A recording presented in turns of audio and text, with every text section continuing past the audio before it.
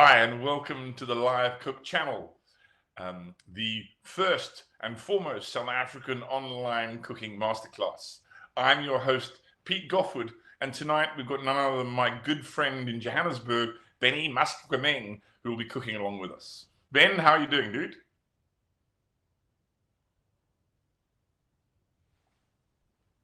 And seeing you live, it's been a while. It has indeed, my man. It has indeed. Way too long. Bonnie Mduli was supposed to join us this evening, but unfortunately she has to excuse herself due to a personal tragedy, and we wish her and her family well. So Ben, before we get stuck in, we've got a great night ahead of us, I think. But before we do, just a little word. We have a fantastic sponsor who's bringing us this episode. And that is Food Guru. You can check out their website, foodguru.au. It's a revolutionary new tool that's helping both restaurants and patrons. And what they've just started is a fantastic thing called the Food Guru Passport. What you do is you can go online on the app and sign up as a restaurant guest, fill in all your details, and it issues you with a passport or a boarding card, for want of a better word. And you can take that along to the restaurants when you go and eat and actually hand it in. And the restaurants that have the Food Guru app can scan it and get all your details. This is all part of the backup program they have for the COVID-19 regulations that the restaurants are having to abide by in terms of taking the details of all the customers and bits and pieces. And this goes a long way to help record all of your guest details. It also has a fantastic feature in that if you as a diner should unfortunately find that you are positive for COVID-19, you're able to go online and update your status on the Guru website. The Guru website will then automatically send a message to the restaurant you last visited and be able to inform that one of their guests has proved positive, because the restaurateurs need to be able to have traceability, and this app, or this element of the app, will help with that. There is a long list of other back-of-house things that they're helping restaurants with, and Food Guru is going a long way to helping restaurants make this transition, this massive leap into the unknown with the COVID-19. So this episode is brought to you by Food Guru.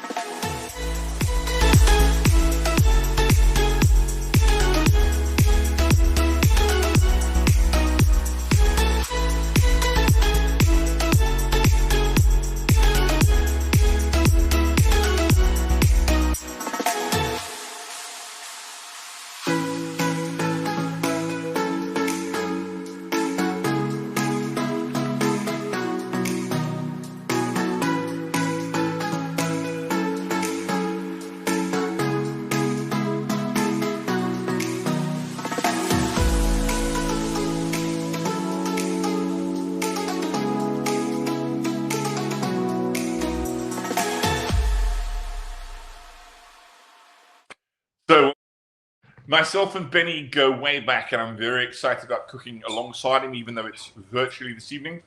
Benny and I have done, 4 seasons of MasterChef together, 2 seasons of Ultimate Braai Master. We're actually about to hopefully shoot the next season of Braai Master at the end of this year, and we've done all sorts of fabulous things in between. So it's really cool to be hooking up with my mate Ben. We haven't spent enough time together this year because we've all been locked down. How's it going, bud? Good to see you, my man. Yeah, man, good to see you, Pete. You know what? COVID-19 has caused a lot of problems, but since we've been on lockdown, it has given us a lot of time to bond with family, connect. But I still miss, our days and traveling and filming and doing shows, but also interacting with people and sharing our knowledge and finding out about a whole lot of things, places that we visit, whether it's restaurants or countries, But yeah, we've done a lot, and I miss a lot of what we've been doing. I'm sure Katso is loving having her dad at home, because we know how much you travel. She must relish the fact that she's had your undivided attention for the last couple of months. Is she watching? Yeah, she also thinks, Katso. yeah. She always thinking that she's also a chef, and she does what I do, but she has grown to love cooking, and yeah, hopefully she does the same, you know. Fantastic. Well, folks, before we get kicking off, let's just recap how this actually works. For those of you who just tuned in and have not bought a ticket, the whole essence is every 2 weeks, we have one of the top chefs in the country cooking their signature dish right here in front of you. All you have to do to join in the real fun is book to cook, which you can do on web tickets. And what will happen is a fantastic box of locally sourced ingredients will arrive at your door, courtesy of Daily Dish. And at the appointed time of 6 o'clock, you will click on the link, and alongside with myself and that chef, we will take you through the paces of a really stunning meal. But we want to keep this as interactive as possible. And in order to do that, we need some feedback from you. So please use the hashtag #LiveCookChannel or use the comment section below on YouTube. Please send us any questions you have, comments, anything we can explain, help you with. Perhaps you want to know about some of the ingredients, substitutes, or just where Benny and I have our hair done, whichever you want to ask. Please, we want to keep this as interactive as possible. So please remember, hashtag #LiveCookChannel. And also, of course, for those of you who've bought tickets to this, there are some fantastic prizes to be won, but we'll get to those later on.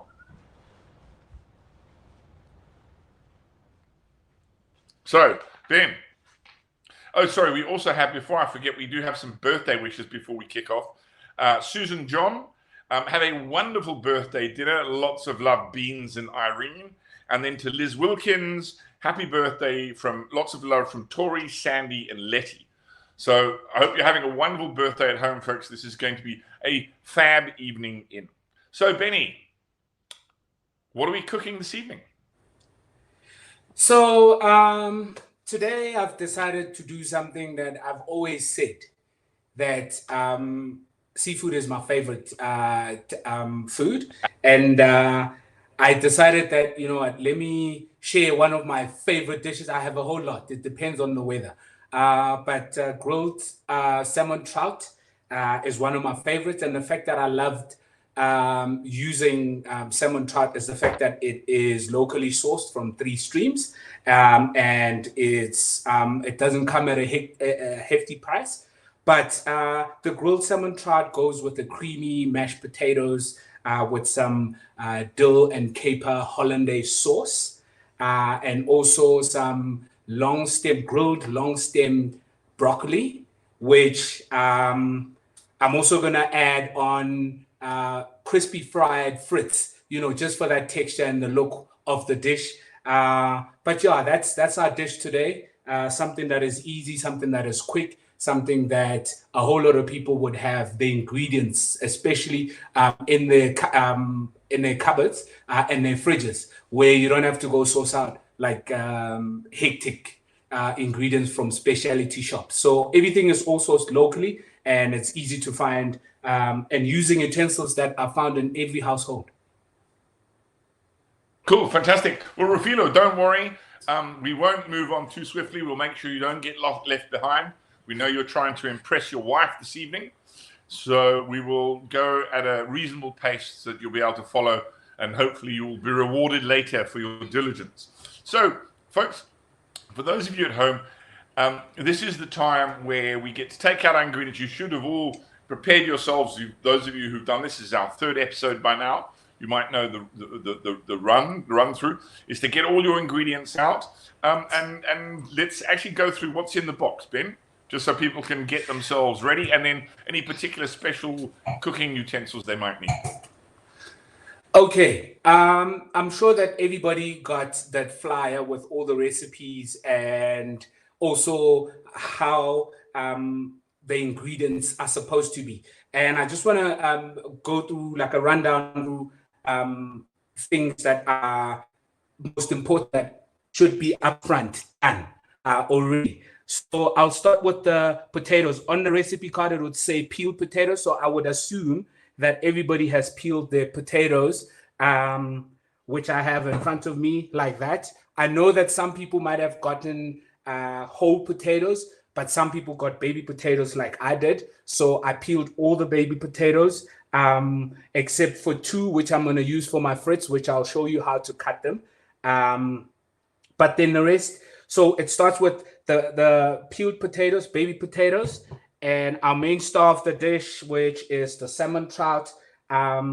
If you can have a look, that's how it came. And then we've got some flat leaf parsley,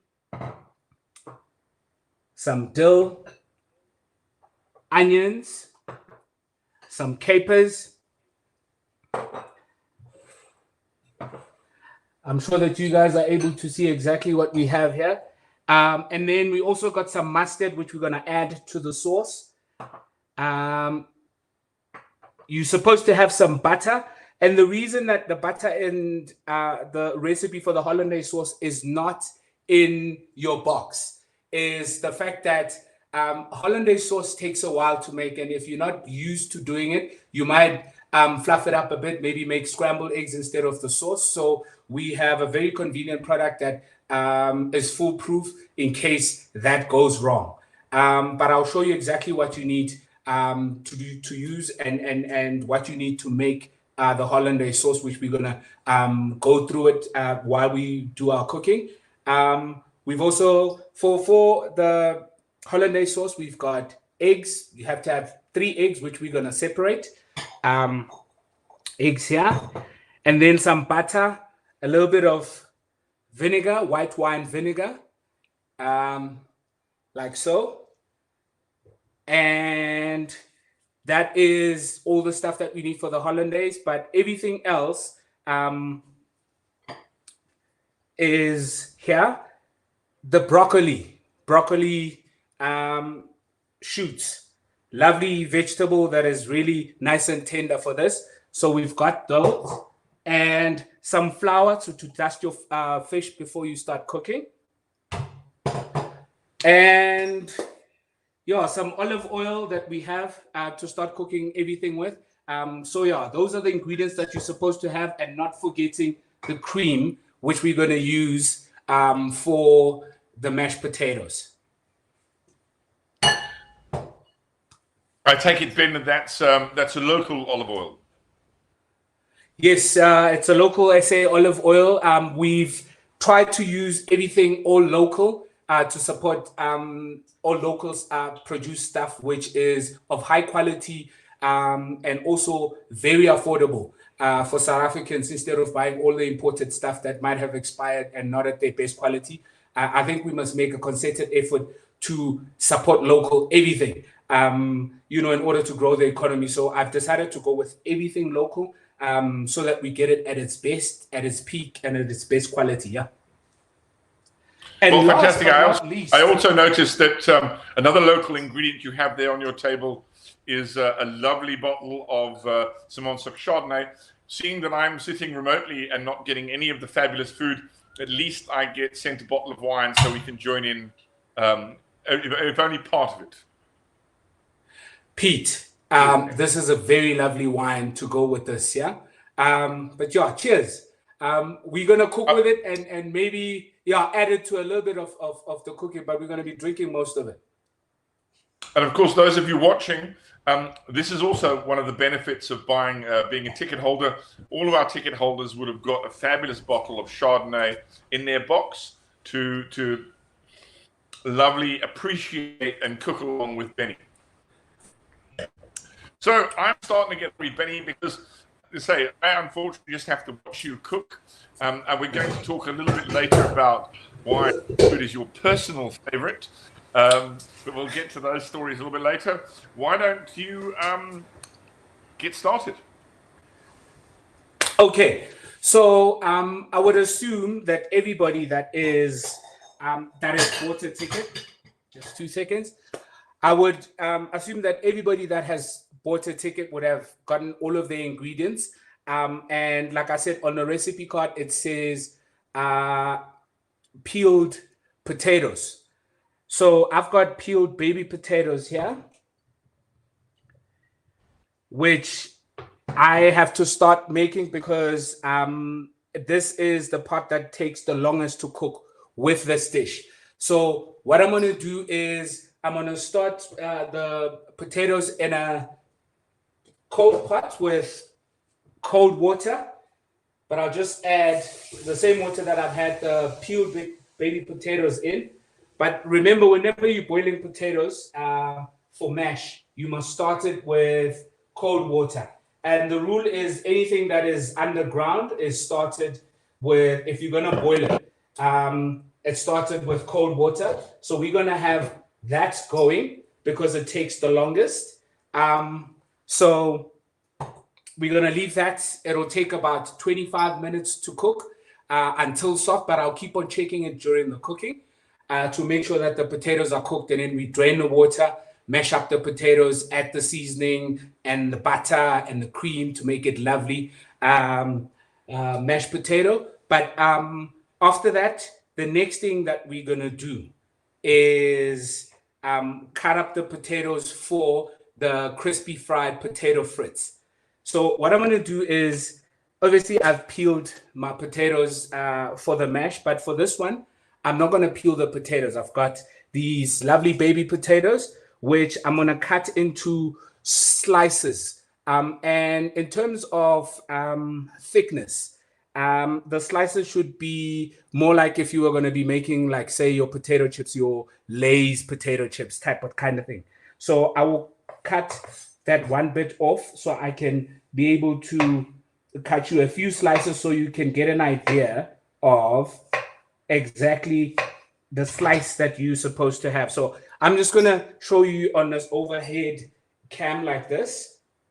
The size, I don't know if you're able to see. So that's how thin it is. So imagine that you're doing Lay's potatoes, yeah? Potato chips. That's the size that you should be cutting your slices. Sorry, Ben, can I just ask a quick question? Yeah. Because yes. I'm realizing that a lot of people may have got baby potatoes in their basket and are likely to be here all night while they peel all of them. Would it be a complete and utter train smash if they were left, if we mashed the skins in them? I know there's a lot of potassium and a lot more goodness in the skins. It'll be a little bit funkier and maybe not the end of the world. It's just I'm worried that if someone's now sitting there and having to peel 15 new potatoes, this could take us all night. No, true that, Pete. And as I mentioned when we started, that assumingly that people followed the recipe card of peeled potatoes, but you're more than welcome to use the potatoes without having to peel them. And all the goodness, we always throw them away. Hence, with this potato frites, I decided to keep the skin on. But you can actually keep the skin on. Obviously, we're not looking for like fine mash where you have to strain it via a strainer. It's just mashed up potatoes. So yes, you can always go ahead and use them with the skin on.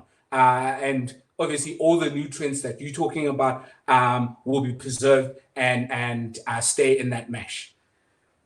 Cool. Okay, we have a question from Mike. Mike says he only has two potatoes. Will both be used in mash, or does he need to reserve one? Yes, Mike, you need to keep one and make sure that someone else is holding the knife, because we remember you cut yourself last time.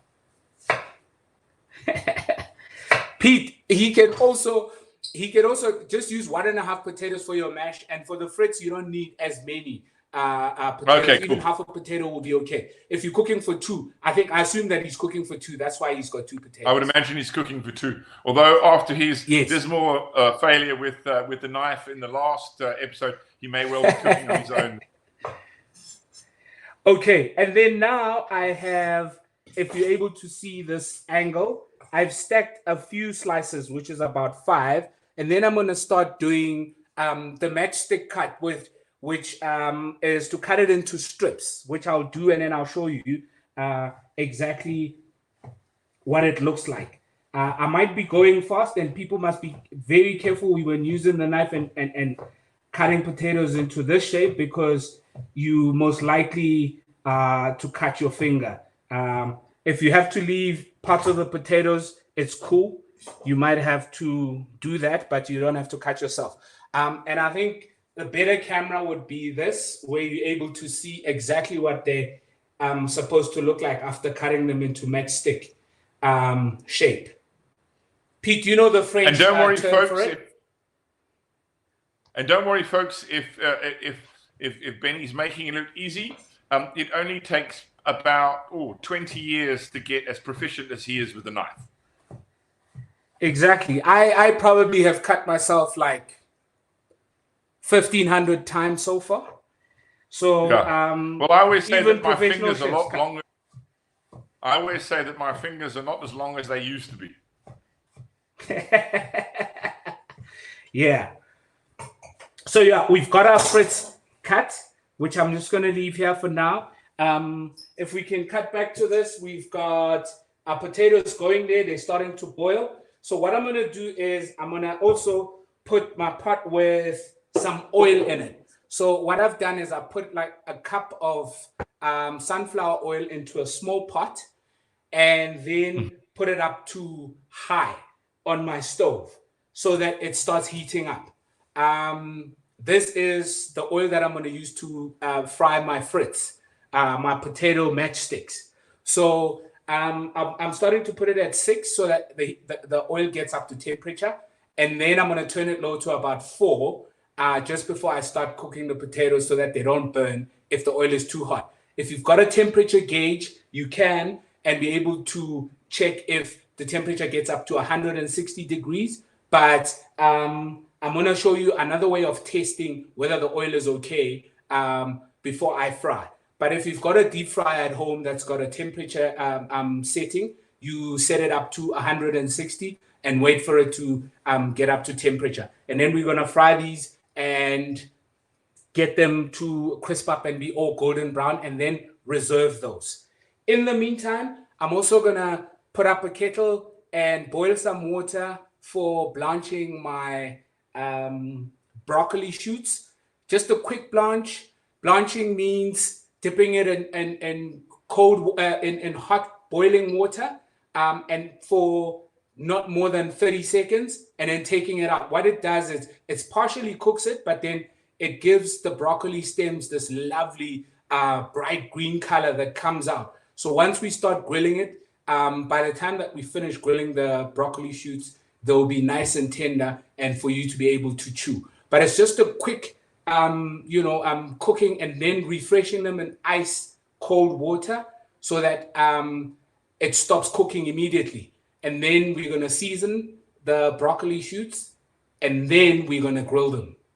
So for now, get a bowl with ice cubes in it, and then we're going to pour some cold water. And then after that, we then going to blanch our broccoli shoots before we start grilling them. Pete, are we still? Yeah, fantastic, guys. Sometimes I might go for. No, that's cool. It's going at a cool pace. Don't forget, folks, if you have any questions, please hashtag live cook channel or send us comments, ask questions in the comment section below on YouTube. We really like to. Okay, should the water be on the boil? Yes, it should be on the boil. You want your potatoes to be boiling, and then the next water you want to boil, yes, so that you can blanch your broccoli tender stems. There is my pot of boiling potatoes. They're boiling away, and when I tasted this and how I normally use it, it'll take between 20 and 25 minutes, depending on how hard the potatoes are. Sometimes you get harder potatoes than others, but let's just give it about 25 minutes, which is enough time for them to get soft and get ready for mash. And earlier on, I put some ice cubes in the fridge in a bowl like this. I'm just going to pour cold water in it, and then I'm going to get my kettle on to boil some water quickly, where you don't have to boil your water on the stove exactly because it's just going to waste electricity. So I'll just have this on the side there. That's where I'm going to put my blanched broccoli. Sorry, and Ben, we have a question from Lile who says, "Are baby potatoes good to mash, or should I use normal ones?" 6 of one, half a dozen the other. What do you think, Ben? I prefer, for mashed potatoes, I prefer bigger potatoes, because obviously then you get more out of one potato instead of the tedious peeling of all of these potatoes. I was really upset earlier on that we got baby potatoes and I have to peel all of these small potatoes, but I would prefer that we use bigger potatoes for mashed potatoes. It's not necessarily going to change the flavor, but I know that baby potatoes cook quicker than your bigger potatoes would, and they would have some sort of sweetness in them instead of the big ones, because they're still nice and tiny and tender. Yeah, but I prefer bigger ones for mashed potatoes. We have another couple of questions, Ben. Cafe Roo says, "Is the oil on already for your matchsticks?"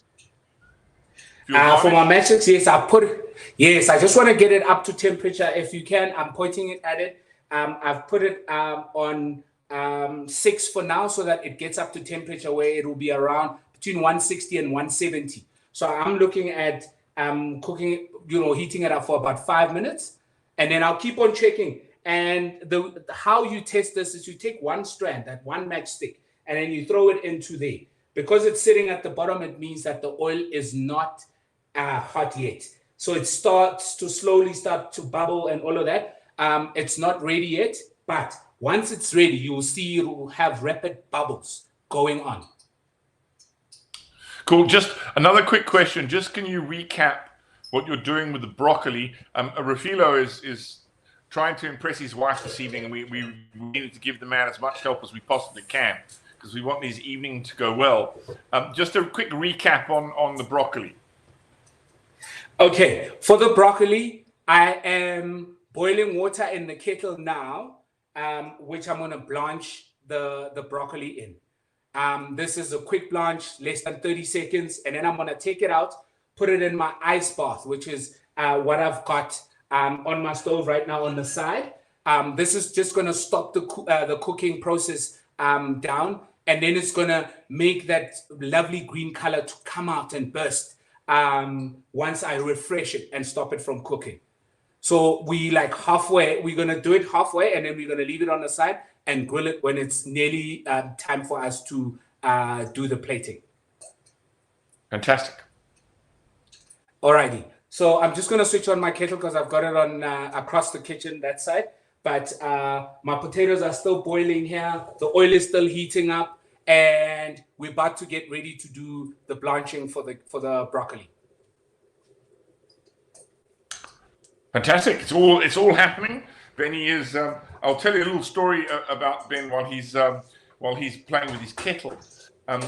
One of the funny things was when we were doing MasterChef, and we used to get various scripted bits and pieces, and every time we used to get something interesting, Benny would always get the line, "My personal favorite."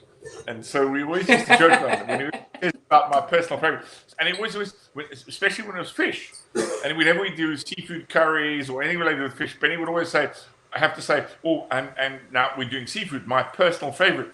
And he always used to afterwards, where did they get from that this was my personal favorite? So it's always been a bit of a joke between us when something's Benny's personal favorite. Pete, you know how it is, and we always get angry with the writers, especially with what is supposed to be said on the show. Yes, I do love seafood, but not everything is my personal favorite. You can't have a lot of personal favorites, but yeah, and.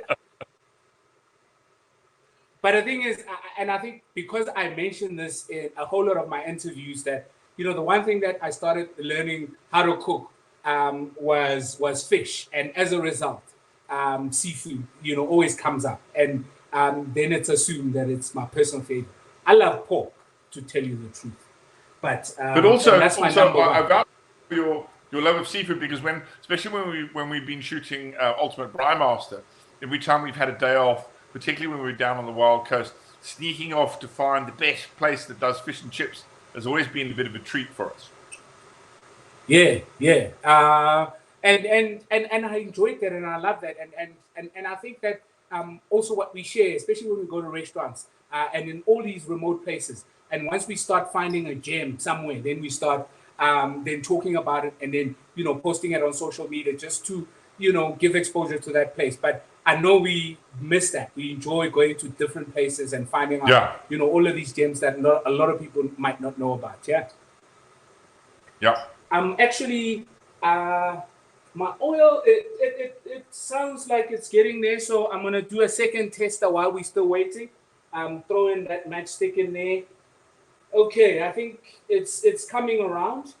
I think we give it another 2 minutes or so. It should be ready, and then we're gonna do that and then reserve that. So in the meantime, before we're gonna start doing that, while we're waiting for the kettle to boil, have on the side maybe a bit of a tray or plate with paper towel or greaseproof paper, that once the potato frites are nice and crispy and golden brown, then we take them out, and then you can then drain the oil on the side. So in the meantime, I'm just going to pull my tray with my greaseproof paper and have it on the side here, ready for me to start frying the potato frites. The potato mash is still going on there. Remember, we said about 20 minutes. So yeah, and my water's about to boil. Tray, greaseproof paper. This is where I'm going to put my fried frites. I'll have it on the side here. If you didn't have greaseproof paper, Ben, could you just use a regular bit of kitchen towel? Paper towel, yes. Kitchen towel is the best, actually. I think my oil is ready now, so I'm just going to dump this whole batch of matchstick potatoes into the oil. Be careful when you are putting this in. My oil is not too hot, so it's not really going to jump up and burn and splatter all over. But I'm going to gently drop it in so that I don't get any burns or oil all over the stove. As you can see, that's how it went, and it's still okay. So I'm just going to dump the rest as it quickly comes up and starts bubbling. That's going to be part of our garnish. And the fact that I have used two types of potatoes, which is the mashed potatoes, nice and soft and creamy. And then we've got the potato frites, which are going to be golden brown and crispy and give some texture and character to this dish. Because when you look at everything else that's on the dish, the fish is not as crispy. You might get a crispy skin, but it's not as crispy. The potato mash is nice and creamy. The broccoli stems are, they've got a bit of sweetness and a slight bitterness at the end, but a lot of texture also on them. And then the creamy Hollandaise sauce, which I know everybody is dreading to make because they think they're going to make scrambled eggs. But we've got a backup plan for you guys. As we mentioned, and you might have received it in your box. But that's just something that is, out there, that is convenient, that is actually made for people that might not have the level of skills that we have, but also enjoy having Hollandaise sauce. It's got those stabilizers that make it something foolproof. Even if you heat it up, it's still going to stay like a Hollandaise sauce. But we're going to give you both versions, and you'll decide which one suits you best.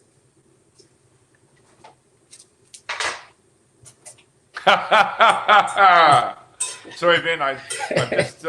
I've just seen a question from Goltz. He says, "Please ask Benny to speed it up. He's struggling to keep up with us."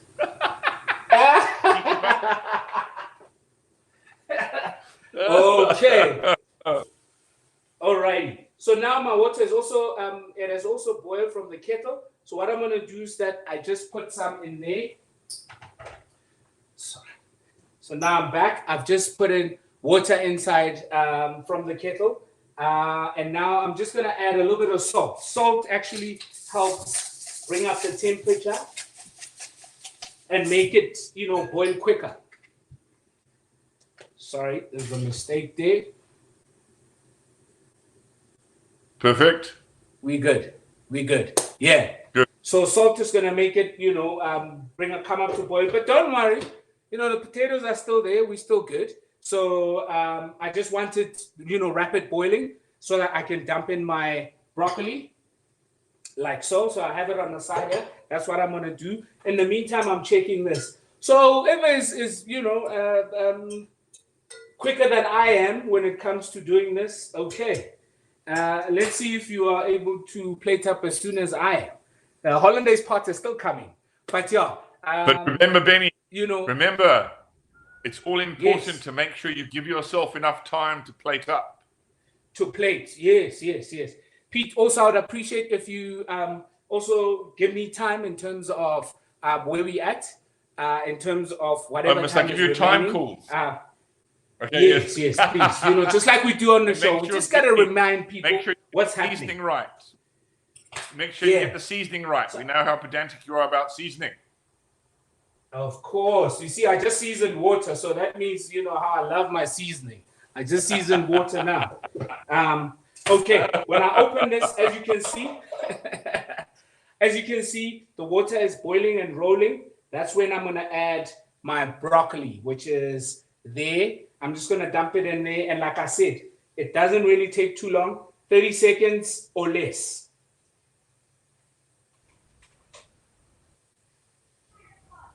We'll leave it there to boil a bit. That's called blanching, which is a French term of just dipping it briefly into boiling water and then taking it out, which partially cooks it, but it also brings out those lovely, it just opens up all of those flavors to come out, and the lovely green color that you see of the broccoli is going to come out as soon as I refresh it and put it in the ice water. We have a question about. We have a quick question, Benny, about could I add more salt to it? I'm sure that they're talking about salt in water. The salt in water is more a color fastener than anything else.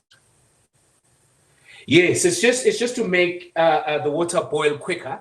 Not really putting seasoning into the broccoli itself. We're still gonna season the broccoli when we start grilling it. I think we've had them enough in the water, and just like that, the broccoli is out, as you can see. And I'm gonna dump it into the ice bath, which quickly stops it from cooking further. Any heat that's in there is just gonna be nullified, but it's gonna make it look all nice and lovely, bright green color. So we'll leave it in there for a few seconds, and then you see. So in the meantime, I'm just gonna remove the water. Hands of steel. Do you notice how he managed to pick up a boiling hot pot without a top? Don't try that at home. I was just checking on my potato frites. They're getting nice and golden brown. And just like I said, if you keep it at 160, they'll crisp up quickly and be nice and golden brown. Then you can remove them. In the meantime, I'm going to check on my potatoes to see if they're getting softened up, which they are. So what we're going to do now is take out the potato frites, because I think for me, they are at the right color that I want them. So I'm just going to remove them using a slotted spoon. Try and drain as much oil as you can. And as you can see, they're lovely golden brown, which what we just need to do is take out a whole lot of them out of the pot. There. Put it on the side, add a bit of seasoning to it, which is just salt. And just like that, we're going to reserve them. We're going to put them on the side, and we'll use them once we are ready to finish off the plating. I'm just going to put them on the side here and then remove the pots with the oil so we can get on with the other things. Benny, correct me if I'm wrong. Hands of steel. There we go, hands of steel. If you were to do this again, you could probably make those frites well in advance, right? Yes, you can, because then they keep, they keep well. We always do this in restaurants where, sorry, we always do this in restaurants, and it's called mise en place, which is, getting ready for service, where you can do things ahead of time so that when it's time for service, you are able to have, you don't have to start cooking everything from scratch. But because we're starting everything from scratch here with everybody, that's how you do it. But you can do it well ahead of time. Cool. Okay, so now we've got our broccoli in there. I just want to show you the difference. Wait 2 seconds, Peter. I just want to get a raw one and a blanched one. Cool. Right, folks, I'm assuming that everybody's up to speed because we're not getting that many questions. Often we get questions about asking the chef to slow down. I think Benny is working at a very measured pace. But if there are any questions, don't forget, hashtag live cook channel, or just type as a message in the content section on YouTube, and we will answer any questions that you have. Yes, Ben, let's have a look. Okay, the raw and the cook. I see the difference, huh? Okay, there's the raw. And then we have the blanched broccoli stems here. Can you see? The cooked one is much sexier. Huh? Yeah, and the color is nice and bright, and it comes out, right? Beautiful. And it would be a slight bit tender than a raw one if you were to grill a raw one straight ahead. But if you have enough time, you can still grill it from raw, and it will still be edible. But I just wanted to highlight the blanching part and what it does in terms of color, and also fastening the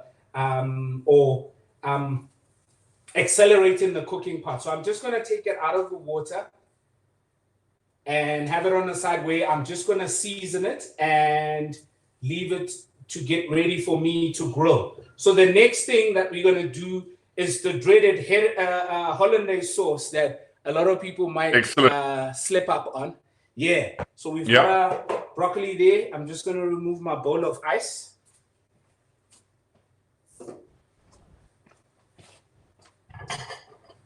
So now what we have is, as I get my bearings, Pete, I talk too much and I forget to hydrate. So cheers. Hydration, all important, Benny, all important. Cheers. Yeah. So I think having this Chardonnay before or while you're cooking is also to get your palate ready and your body ready for you to have it when you're gonna have the complete dish at the end. So it's just to prepare yourself and get ready. But because it's hot in the kitchen, that's why you have to always lubricate. So not lubricate, to hydrate. Sorry. Of course, but it's always, Benny. It's also always important to if you're pairing the wine with the dish, to make sure that you're pairing it with every single element. And each time you cook something, you have to make sure you taste the wine to ensure that it's paired beautifully. Yeah. True that. And if you're able to add it to the dish, it's even better. But pairing of food and beverages does not necessarily mean that the set beverage has to be in the dish itself. But you can also pair it without having to include it in the dish itself. Mm-hmm. Yeah. So Pete, I see that we have lost the feed on the actual station for the prep area, which we will restart in a sec. But then I just wanted to show you the ingredients for the Hollandaise sauce and separating the egg yolks and then doing a double boiler. So while we're trying to sort that out, double boiler is, so this sauce, it's an emulsion sauce in the sense that you're mixing oil and water and in binding them together with heat. And this form would be steam that would be coming from the boiling water onto the glass that we're going to put. So I'm going to add in about a cup or half of water into the small pot. And if you're able to get a glass bowl that is able to fit but not go all the way down to the pot, that it doesn't touch the water, that it only gets heated by the steam, which is much more gentler and not as harsh, because we're going to be using egg yolks. So this is what we call a double boiler, and that's how we're going to be doing the sauce, where we're whisking egg yolks with some melted butter, which is clarified butter, with a little bit of white wine vinegar, and then we'll season it later with a bit of mustard and also some dill and also some capers, which we have in our box. So I'll just put this on the side. And Pete, I think because we're having trouble with that camera, I'm just going to move this camera around so that people can see how I separate the eggs. Cool. Okay. And also, correct me if I'm wrong, Benny, but making a hollandaise is a little bit like, for those who've never done it before, when Benny says it's an emulsion, it's like if you're used to making a mayonnaise at home. That same when you're whisking the egg into the oil into the egg and the mustard. It's the same kind of process with the hollandaise, except you're doing it over heat. You're actually cooking the sauce. But it's that whisk, that agitation that works. Okay, so now what we're going to do is separate in the eggs. Pete, are you able to see this? Yeah, we can see you, Ben. Okay. So I'm just separating the egg. So you just crack the egg. Be careful that you don't break the yolk in the process. And you just separating the whites from the egg yolk. So we're going to do 3 of these. And that will be more than enough for 4 portions. But if you are doing for 2, 2 would be okay to use. And this sauce, although normally, you never have too much. You would go ahead, Pete. Yeah, so but then don't worry about it if you're making for 2 or 4. You can never have too much hollandaise. So Rafilo, yes, it makes a valid question. Why must he separate eggs if he already has the sauce? Well, for those of you who this is a higher grade sauce, but once it's done is fabulous. But those of you who are a little scared about making something, an emulsion, heated emulsion, we have provided a fantastic product from Knorr, which is the carton of hollandaise sauce. So you're more than welcome to use this one. It's fail safe. It's just as tasty, and you don't have to worry about your sauce splitting and separating eggs and all that kind. So Rafilo, I suggest, seeing that that you're on a hiding to nothing if you don't get this right, I would take the safe option this evening, because your rewards will be better in the long run. Okay, Pete, so what I've done is separated the egg yolks, 3 of them, into this glass bowl, and now I'm adding my white wine vinegar, which is a teaspoon, and in this case I'm using the cap to measure, but obviously you can always adjust the acidity at the end if you feel that you need more acidity to the sauce. So what I'm going to do now is grab a whisk, which I'm then going to put this bowl over the pots and use as a double boiler to start the emulsion, which is whisking the egg into that custard state that we always talk about. But the thing is, what I like about the double boiler pot is that the heat is not that harsh. So it's gentler to the egg yolks, but it's not going to get them all scrambled up quickly. So while you're doing this, at this moment, we've got the eggs in. So if you are able to put your butter, which is this, so this butter, what we're going to do is we're going to put it in a microwave and melt it and then separate it so that we can then pour it into the sabayon. The sabayon would be the whisked egg with the white wine vinegar into the state where it gets to more like your custard would be, or your runny mayonnaise would be. Now I'm sure I can see that you guys are able to see this overhead shot of what's happening. It'll start foaming and all of that. Don't worry. Keep on whisking it and turning it if you're able to. If you're not able to get to the rest of this bowl so that it doesn't start cooking. If you feel that there is too much heat, there is no harm in just lifting the bowl up and putting it on the surface and continue whisking. Because sometimes it gets too hot. You know, sometimes it's fine. I can. Hot, you need to lift it up. Use a cloth. Benny, again, like most chefs, have hands of steel from touching hot and things all the time. So those of you at home, please use a cloth when you leave it up. Thank you. Ray, yeah. If you can just give us a recap. Sorry, Raymond would like to just a recap of the Hollandaise steps thus far. Okay, with the Hollandaise steps, what you do is you firstly, okay, let me put this on the side and not try and catch up with cooking.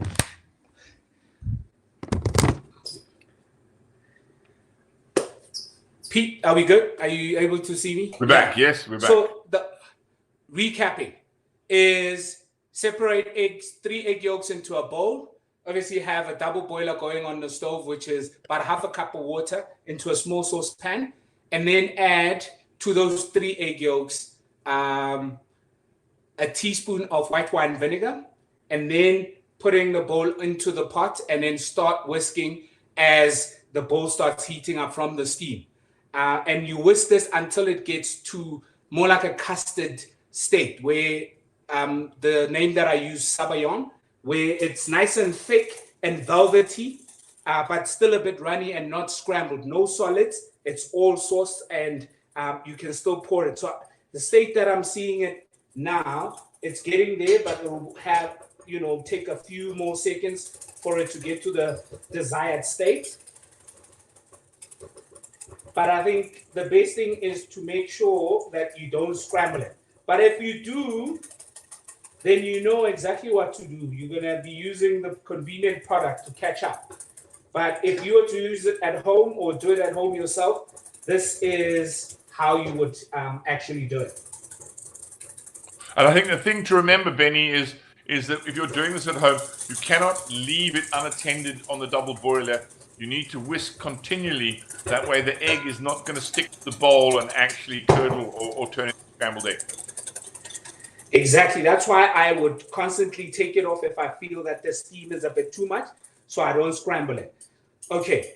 So as you can see, that is the state of the sauce, and I'm going to use a teaspoon so you are able to see exactly what it's like. Yep.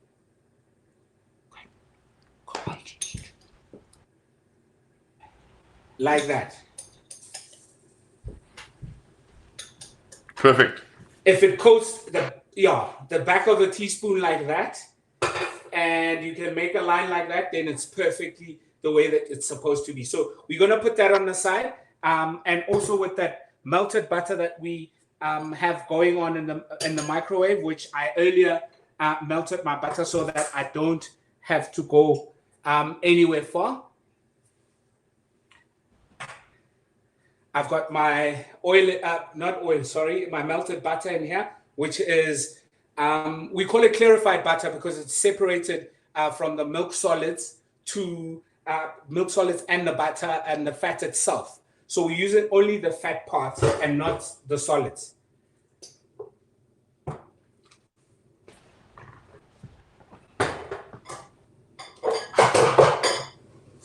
So I'm just going to do it over this part. Pete, you're able to see this. The camera dying on us didn't really help, but we can actually be able to do this. Are you able to see? Now we can see you, Ben. We can see you perfectly. Okay, cool.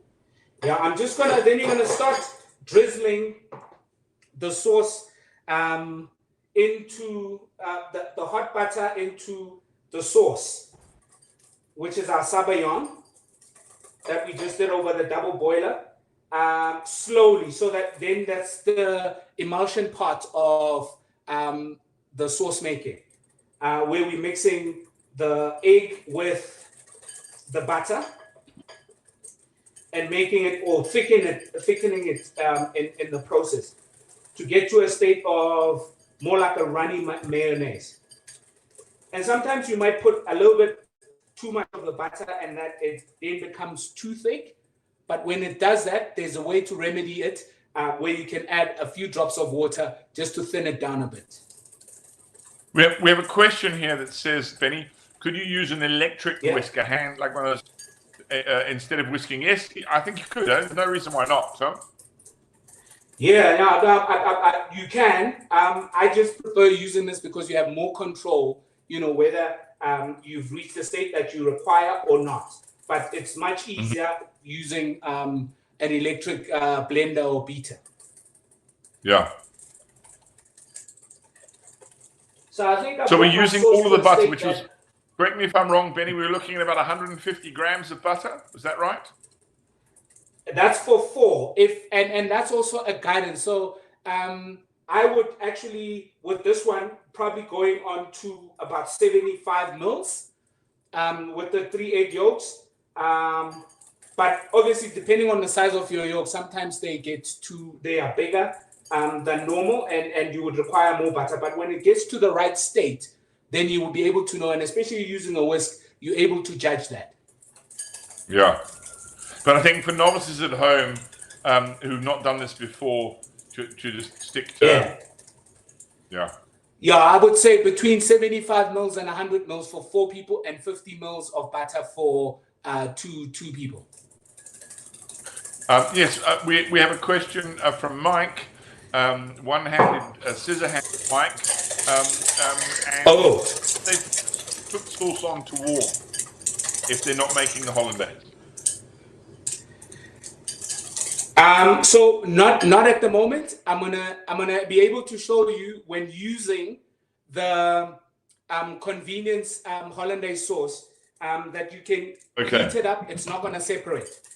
So we'll do that perfect. Right at the end. Yeah. So I've got this in this state. I'm gonna add a whole lot of things just before we start plating. But in the meantime, I'm gonna leave it at this state and put it on the side and carry on with the rest of the cooking. But we're then gonna flavor it with salt, with pepper, dill, capers, and some mustard, and get it ready for plating. So getting back to our mashed potato, which is looking, so now I'm able to put a fork through the potatoes, which some of them are still a bit hard. So I'm just gonna leave it for the next 5 minutes. But in the meantime, what I'm gonna do is I'm gonna season up broccoli in this bowl.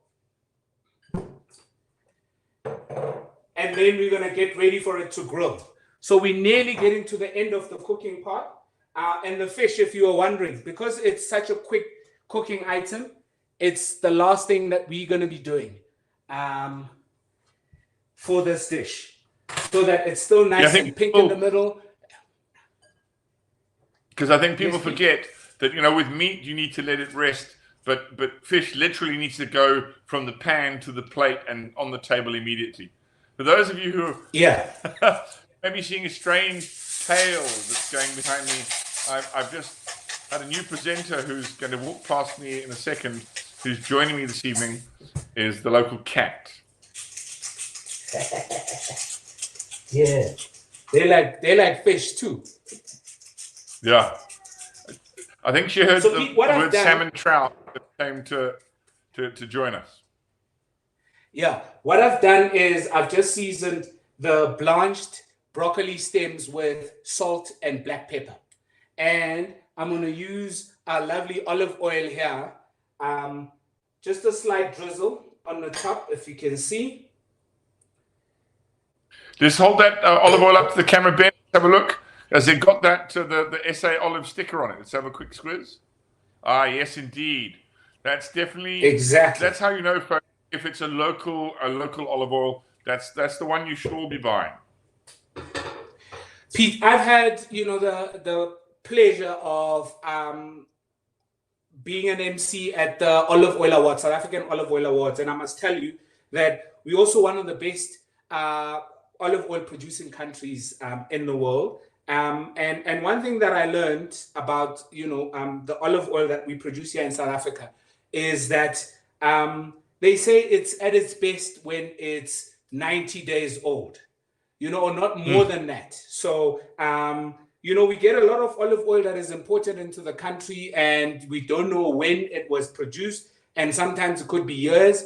And we think because it comes from one of the best olive oil producing countries that it should be at its best quality.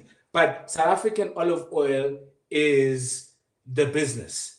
And we get it fresh, and it's cheaper to get it locally than to buy all of those imported stuff where you don't know the production dates. But anywho. No, look, I think it's definitely a thing to look, olive oil by its nature is quite an expensive product. And so if you're buying really cheap bottles of olive oil, it means that it's past its best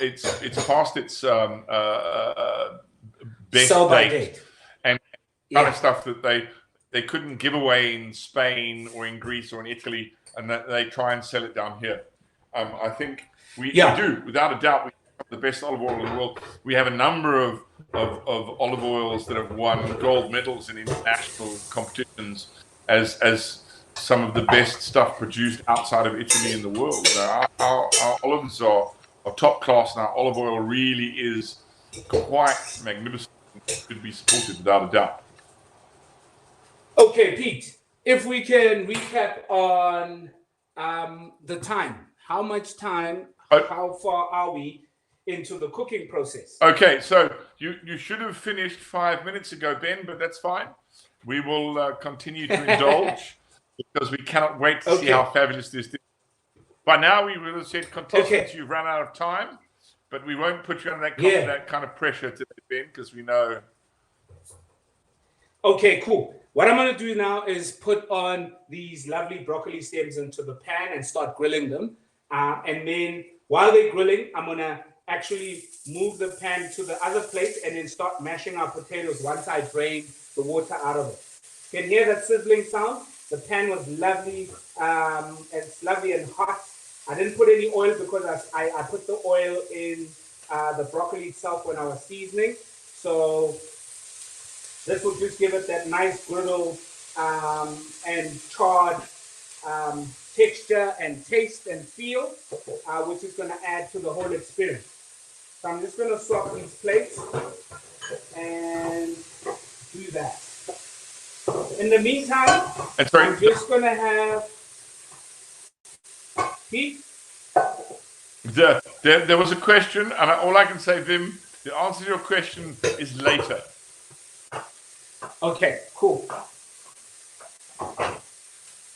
So now, I'm just going to put this here. What I'm going to do is strain the rest of the water that was in the two that I used for the baby potatoes, so I can start making my mash, which I'm going to do by the sink, and then we're going to get ready to mash the potatoes. See, Benny's now starting to appreciate the pressure he puts contestants under in the various cooking programs to be judged when they have the last 2 minutes to finish off their dish, and it becomes absolute chaos in the kitchen. Okay, so now I've got my potatoes here, and I'm starting to mash them using a potato masher. As you can see, that it's nice and fluffy.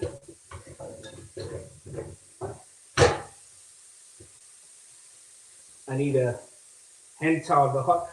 The pot is hot. Yeah. No more hands of steel. You're a sensitive guy, Benny. You're a sensitive guy.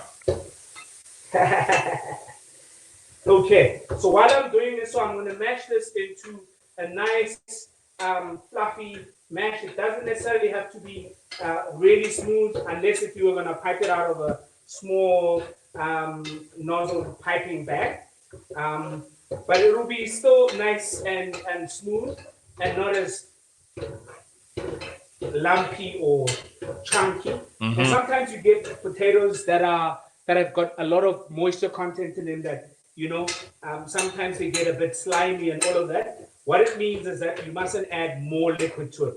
Where in this recipe, we've got cream and butter and all of that we're going to add to it. You just gauge by, seeing how the moisture content is. And I like using the same pot that I boiled the potatoes in because it's still hot. And as you can see, still steaming. So it's losing a whole lot of moisture and becoming more dry and going to be nice and fluffy. And you're still going to add cream and butter, Ben, is that right? I'm going to add just a little bit just for the creaminess, but I don't need to because all of that can also, the sauce is going to contribute to that. That's got the creaminess in it with the butter and also the egg yolks. Okay, folks, for those who are... Mix it in. Sorry, Pete, you can carry on. Yeah, carry on, Ben, carry on. Yeah, so now what I'm going to do is I'm going to start seasoning it. Salt.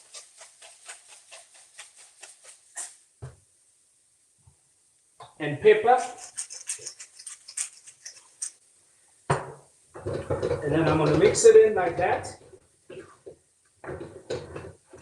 And I'll just add a touch of that cream. So normally if it's drier than this, you would add about 50 mils of the cream. So I'll just add in just a little bit, just to bring it all together. And already it's looking like a nice fluffy creamy mashed potato that I'm looking for. So I'm going to do this, mix it well, taste it, add a little bit more salt, and potatoes can take salt. They can indeed. Remember, folks, while Benny is beavering away and getting ready to get his fish together, that we're going to be putting Benny under the spotlight with plating because he loves giving contestants a hard time about plating. But also remember that there are prizes up for grabs. You need to remember to take pictures of your own dishes and post them on Instagram with a hashtag live channel. Just don't forget, if it's not on Instagram, it doesn't exist. So we will be running a competition, a weekly competition, that we will decide who the best plated dish is on Instagram. But don't forget, you have to tag us on hashtag live cook channel. And up for grabs is a fantastic case of the Simonsuk beautiful, beautiful Chardonnay that's paired with this dish. Again, an added bonus for actually buying a ticket. I'm sure those of you who haven't are having a thoroughly good time watching Ben go through the motions and cook this fabulous dish. But there's added bonuses always by cooking along. Not only will you get to eat this fantastic dish, but you also stand the prize to win a chance to win some great prizes. So remember, www.webtickets, book to cook if you want to join us in 2 weeks' time. But let's see, Ben is finishing the final touches. I see the pan is going on. It's getting ready to get the salmon trout going. Back to you, Ben. Alrighty, Pete. What I'm going to do is I'm going to move the camera again so that we can see the camera that died on us unexpectedly. So that you see how I actually cut and season the salmon before we put it in a pan and we're getting ready for our home stretch. Very cool sneakers there, dude. You want to? Benny has. Yeah, man. You know me. Benny has more sneakers. How many pairs of sneakers do you have, Benny? Pete, you're putting me on the spot here. Let's say not less than 50. Yeah. Let's just step back from the stove a little bit because you seem to have a damn fine pair on at the moment that we can see.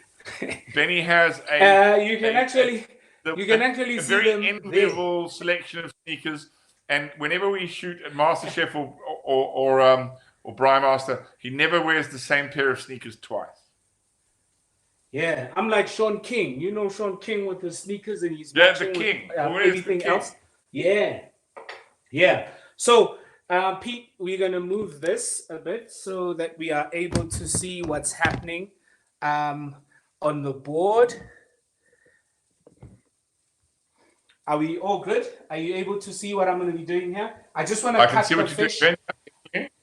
Yeah, I just want to cut the fish. So I'm going to, for presentation purposes, lovely piece of fish. As you can see with the skin here And it's really thin, so hence I decided to cook it and leave it to the last minute, which I'm only going to do 3 pieces here, because actually 2, because let's just do 3, because I want to do 1 family style plating and 1 individual plating. So I'm going to portion them where I cut it in an angle like that, so I get this type of piece, if you guys are able to see. But you can cut it whichever way that you would want it. Yeah. So I'm going to do that to the rest of the pieces that I have here. This is purely for presentation purposes. You can leave it whole if that's how you want to present it. And now I'm going to quickly season it with salt and pepper, and I'm going to dust it in a little bit of flour. In the meantime, I have my pan heating up in the stove so that it gets this lovely golden brown color and crisp skin when when I'm about to serve it. So cool. Make sure that you heat up your pan sufficiently. So for now, I'm just going to season it with salt and pepper. Yes. A quick question there, Bill. Ben, someone was just asking, how long do they grill the broccoli for? The broccoli is still on the stove, as you can see. If we can get the shot back at the stove. And this is how it's cooking. Yes. If you can get the shot back at the stove, this is the broccoli is still heating up in the pan and getting those grill marks. So just leave it. And normally I would turn it after like between 5 and 7 minutes, so that it gets those charred bits at the ends. And that's how I want it. And in the meantime, I'm going to throw 2 knobs of butter in there just to keep it nice and creamy while it's still carrying on. So I've got the heat at about medium so that it doesn't really burn. But as soon as we're done with this, it'll be ready, and then we're going to plate. So what I've also done is I've got this. Yes, Pete? We just have another question from Mike Scissorhands Bolton, who wants to know what do we put into the mash? All we did was a little bit of cream and some salt and pepper, Mike. Back to you, Ben. Yes, that's all you need. Yeah, that's all you need for the mash. And so now what I'm doing is I'm dusting it in a little bit of flour. This is just to protect the delicate flesh of the salmon trout, because it's so soft and very delicate. So when we put it in a pan with a little bit of that olive oil in it, it's going to give it a golden brown color, but protect the flesh from getting burnt too quickly when you put it in a pan. And it's literally just dusting it, so it's not having loads of flour on it. It's just dredging it in a bit of plain flour after seasoning it, and then you dust it off, and we're going to get ready to put it in a pan. That's it. Remember Marco Pierre White, Pete, he said, don't be afraid to touch your meat. Don't touch your meat. Yeah. Yes, indeed. Yeah. So if we get back to the stove, this is where the cooking is going to take place now for the fish. Remember, we've got the mash just done in here. A quick question again there, Benny. Do we flour both sides of the fish? Yes, we do. Okay, cool. Perfect. Yes, we do. So the pan is hot. Normally what I do whenever I'm going to be adding any oil to the pan, I make sure that the pan is hot first. And so that you are able to see how much oil you have in the pan. Because oil expands upon heat. So it doubles up in size. So if you put too much, you're just going to have too much oil in the pan. And to that, I'm going to add a few cubes of butter. In this case, I put 3, just to melt it and mix it with the olive oil. Lovely rich flavor that the butter introduces. Together with the olive oil, and now I'm going to put in my pieces of fish, which I've got here. And like we said, we floured it, on both sides. And as you can see, there isn't a lot of excess flour in this. Yeah, it's just a little bit, just to protect the flesh. And what I'm going to do is I'm going to start cooking it on the skin side first, so it gets nice and crispy. I didn't score it because normally people would score it so that it doesn't fold up at the edges. But because you know, the cut surfaces are all around, I don't think that it's what it's going to do. But I'm just going to add in my fish into the pan.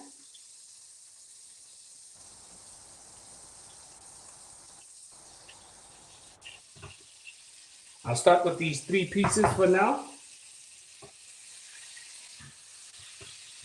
And then I'm just going to leave it there. I'm checking my broccoli, which is, for me, getting there. And as you can see, those, sorry, 2 seconds, those grilled bits and charred bits that I was talking about. If you are able to see, you can get that. And as you can see, it's the stems are now nice and tender, but they're not falling apart. So that for me is nearly ready. And the pleasure of cooking with cast iron pots and pans is that they retain heat. So you can actually switch off the heat earlier than you would normally with a thin-based pan or pot, because what it does is that it retains heat and it carries on cooking even after you've switched off the stove. But for now, I've switched it off and it's going to carry on and it'll be ready and perfect by the time that I'm done. So we've got the fish going there. We've got that in there, the mashed potato. Now we're going to get back to the Hollandaise sauce. As you can see, it's slightly thick and not as runny as it was before. So what I'm going to do is I'm going to add just a drop of water like that. And then I'm going to whisk it. And it's going to come back to that same state. And remember, the bowl has cooled down now, so it's not hot. Yeah? So now it's flowing and not as thick as it was. So what I'm going to do is I'm going to get back onto my board.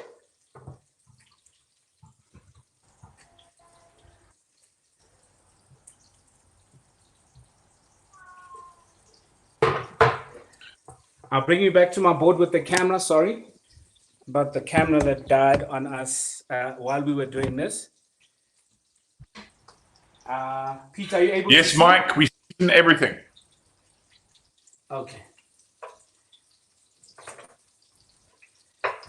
So I'm just going to finely chop the dill.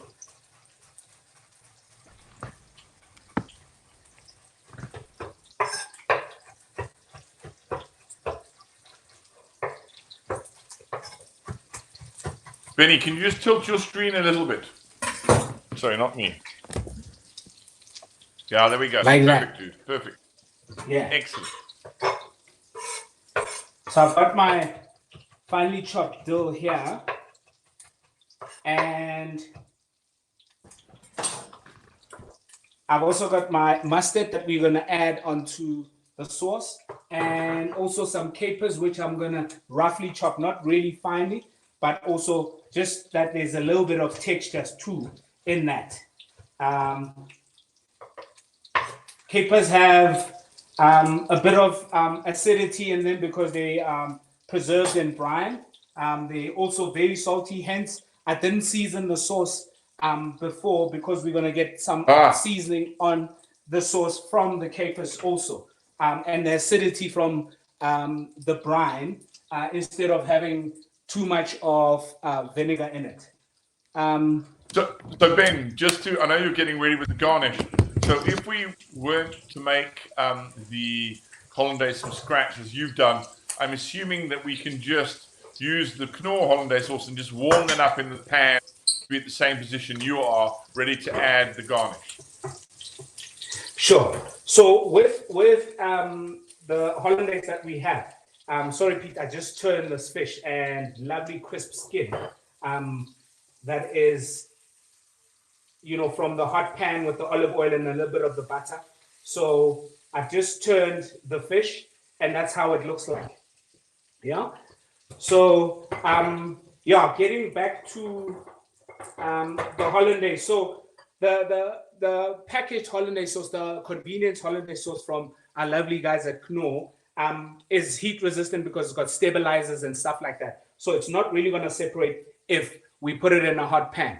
And I'm going to show you an example of that. What's going to happen now is as soon as the fish, which is nearly done, I'm going to take it off in the next 10 seconds and put it on the tray and then reserve that.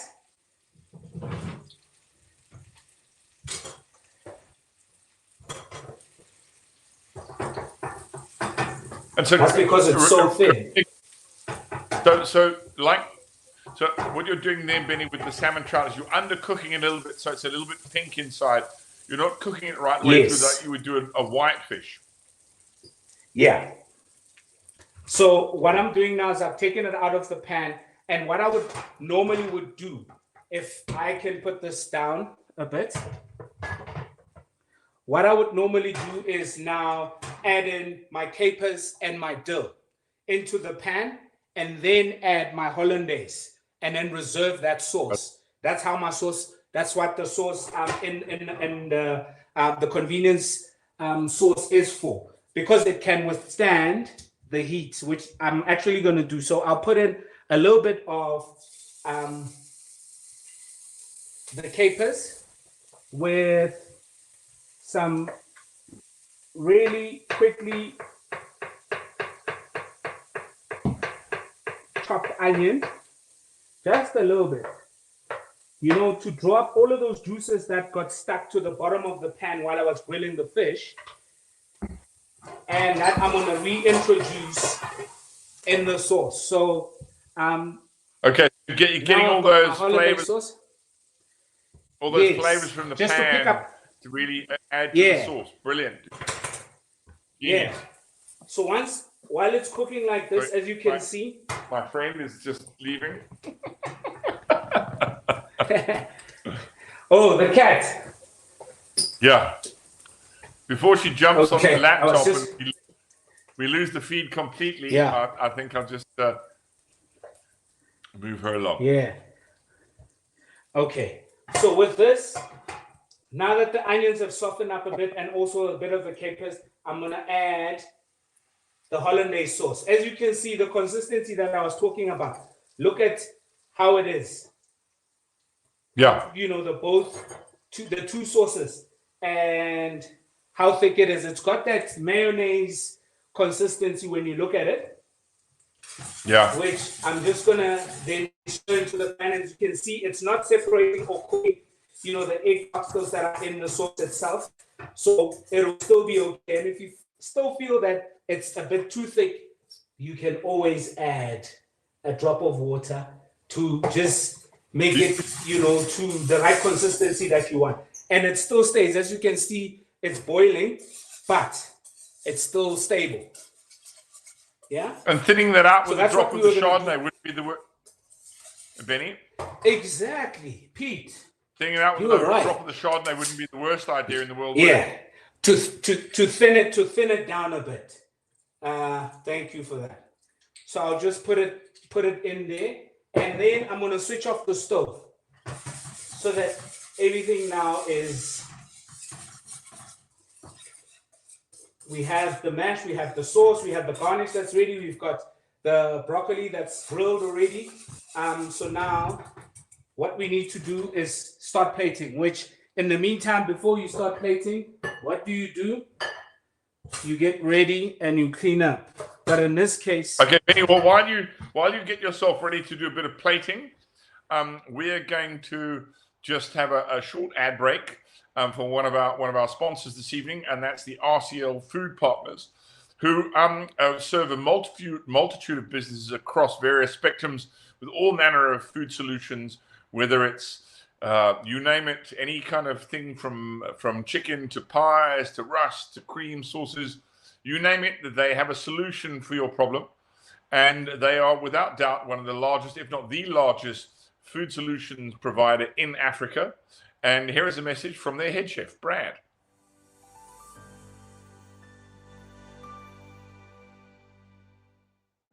Hi, I'm Brad Kavanagh, head chef at RCL Foods based in Durban. I have over 25 years experience and over the years have worked with some amazing products, people and interesting environments, from contract catering, hotels, restaurants, working overseas, culinary lecturer before moving into corporate in 2005.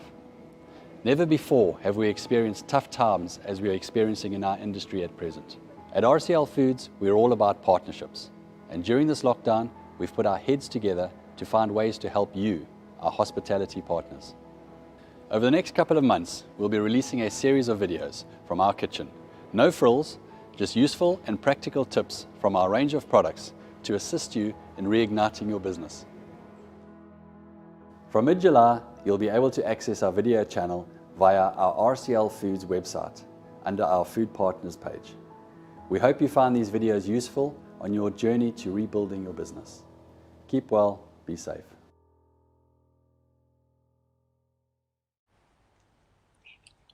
Right, Benny. So we're back to plating. Remember, Benny, huge amount of pressure on Benny to make this look real stunning. Remember, we'd like to see pictures of your version of the plating.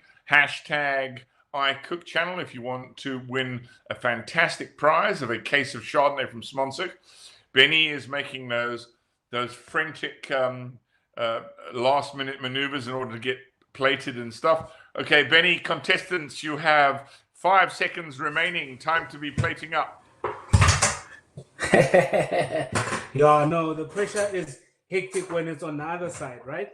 Okay. Yeah. So we're gonna start. But don't forget, folks, hashtag live cook channel if you want to win a prize. Okay, Ben, we're ready to see your final dish. Are you ready for us? Pete, how is the angle overhead? Is it good? Perfect, dude. Perfect. Okay, cool. So we've got our mashed potato here. We've got our broccoli. We've got our sauce here. And I've also got my garnish, which I did with the frites.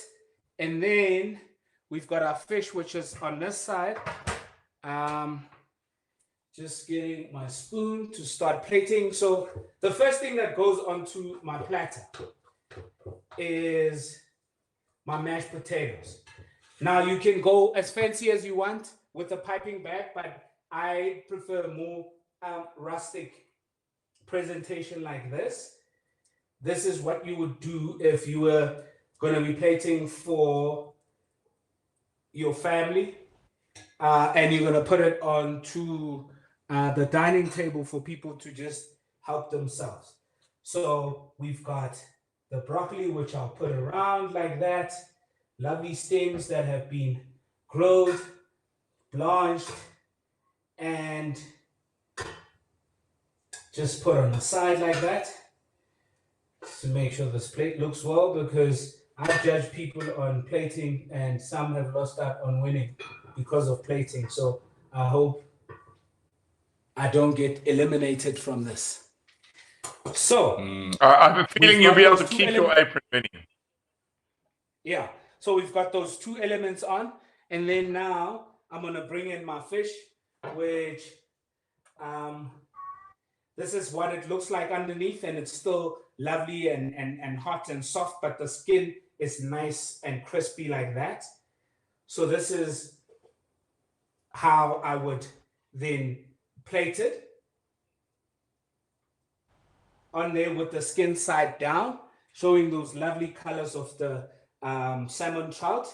And then the next thing is the sauce. In the sauce, obviously we finished it off by adding just sorry, Ben, just remind me of the sauce. So you've made the hollandaise, you've added the onions, the capers, the dill, and you're about to add the mustard now before you serve it, correct?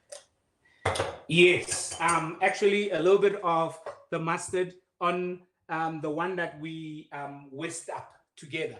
The other one that with the convenient Knorr Hollandaise already has the capers. So I just added mustard into this and some capers and dill, and not cooked it because I don't want to, burn and cook the herbs that they didn't turn brown, Yeah. So they're still nice and green, and those flavors that you would want from your dill. And then I'm just going to drizzle the sauce on top of the fish and also around onto the broccoli itself, because broccoli goes very well with the hollandaise sauce, and with a bit of mustard, the bitterness and the sweetness that you get from broccoli goes well with this creaminess that you would get from the hollandaise sauce with the rich butter and also the egg yolks that give it that velvety feel in your mouth. And like you said, you can never have too much of the hollandaise sauce, but you still want to see and not cover everything on the plate. You can always add the sauce in if you feel like you want more sauce. But as it is, we've got the last element to add onto this, which is our crispy fried potato frites, which look like that. This gives it that crunchy feel and texture in your mouth. I've seasoned it only with salt, but that crunchy potato as you bite into the smooth mash, creamy mash, and then the flesh of that salmon trout, and the bitterness and sweetness of that broccoli with the creaminess of the sauce. This is what you get exactly that you would put in front of your table. And I can give it to you in different angles, which you can see. But yeah, this is how the dish looks if you were to then plate it for the family. That looks absolutely fantastic, Ben. It really looks mouth-watering. So remember, folks, you can rate Benny's plating. We always love it when the judges get judged. But don't forget, we want to see a picture of your plate on Instagram at Live Cook Channel. Don't forget to give us the hashtag Live Cook Channel if you want to win a fantastic prize. And don't forget, if you want to join us, we'll be doing this again in 2 weeks' time with none other than Baptiste Besson, who will be showing us his fantastic coconut poached chicken. Remember, book to cook. Go to web tickets, book your ticket now, and that fantastic box of ingredients will be arriving on your doorstep.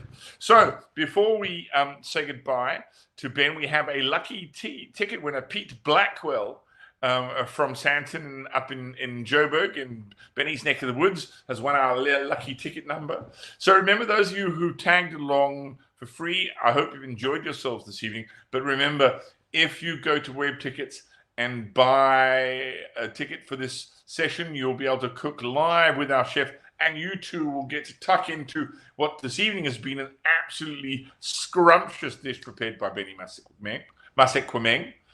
And plus you stand the chance to win all manner of fantastic prizes with our Instagram program, our lucky draw, and who knows, you may also have a fabulous bottle of wine included in your bottle.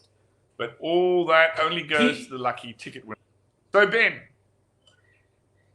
my man. So now I'm doing, now we're getting the bonus, the MasterChef bonus of the individual plated dish. Yeah, we've plated for the family, and now we're doing it restaurant style.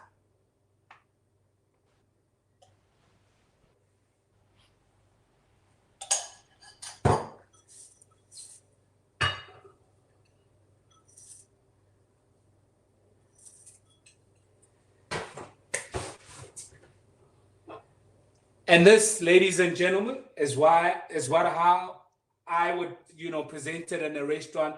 I don't know if you are able to see this here, but this is how you would have it in a restaurant if I were to serve you the same plate with the same ingredients using this lovely wine. But yeah, cheers, Pete. It's been long. Well, Benny, lovely stuff. Great to talk with you again. And as always, when in doubt, head southwest. Yeah. For those of you, thank you, Pete, and thanks to everybody that joined us.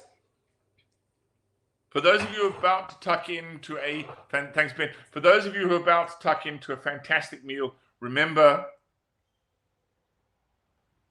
You have this magnificent glass of Chardonnay to join to accompany that meal. And please watch as we show you a fantastic story of everything you need to know about Simonsuch and the beautiful wines that they produce. That story will be coming up in a second. But till then, Ben, my man, lovely to see you again. Yeah, man. It's been great cooking with you. And next time, I hope to see you in the... Bye, everybody. Yeah. Good night. Situated approximately 50 kilometers from Cape Town in South Africa, Simonsuch is a family-owned and managed wine estate in the well-known wine region of Stellenbosch. Home to one of South Africa's leading universities, Stellenbosch is the primary location for viticulture and viniculture research and is a world-renowned tourist destination. Simonsuch is ideally located at the foothills of the Simonsberg Mountains, from where its name is derived.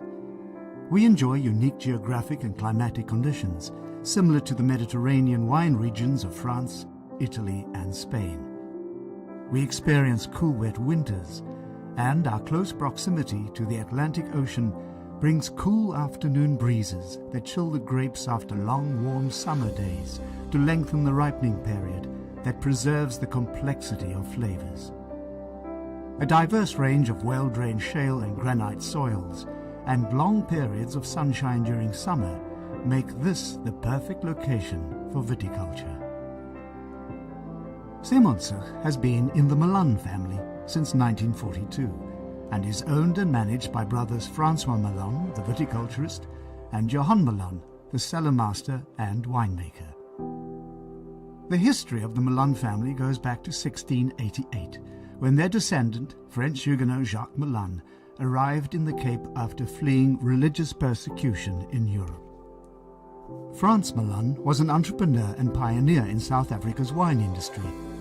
He introduced a cold fermentation cellar to improve wine quality, and in 1968 he bottled the first wine under the Simonsuch label, a Chenin Blanc. In 1971, he produced South Africa's first bottled fermented wine, the Kaap Klassiek, and so began Kaapse Vonkel, a name that is synonymous with Simonsuch. He was also one of the founding members of South Africa's first wine route in Stellenbosch in the same year. 2 generations later, and Francois and Johan and their families carry on the tradition of innovation and excellence with a strong commitment to the development of the South African wine industry and continuing a national and international reputation for excellence.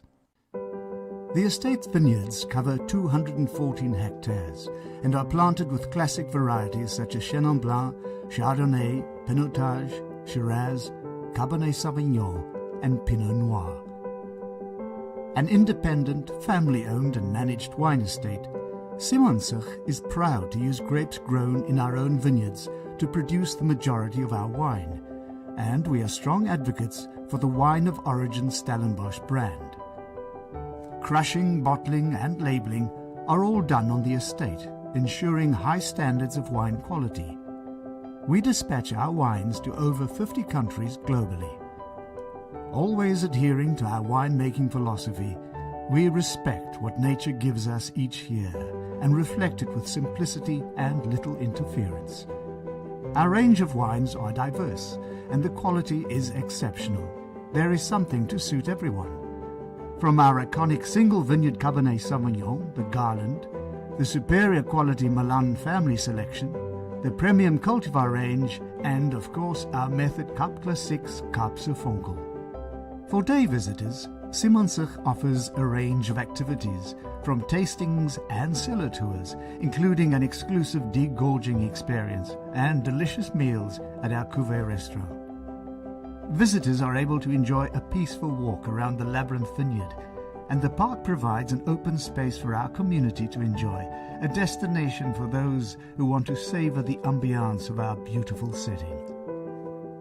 Simonsuch is committed to the preservation and sustainability of our environment and have set aside 12 hectares for the conservation of our indigenous fauna and Cape Floral Kingdom, the smallest yet richest plant kingdom on Earth. We are fully compliant with the integrated production of wine, assuring sustainable production guidelines are adhered to with minimum interference in the vineyards. As a family-owned and managed wine estate, we view every employee as part of the Simmonsig family.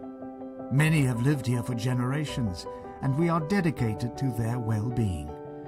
We offer mentorship and leadership programs to our employees and their children, as well as an on-site creche and aftercare facility. After generations of winemaking excellence, we know our terroir and our region, and interpret these conditions in such a way that the knowledge we have gained over many years is the result in your glass.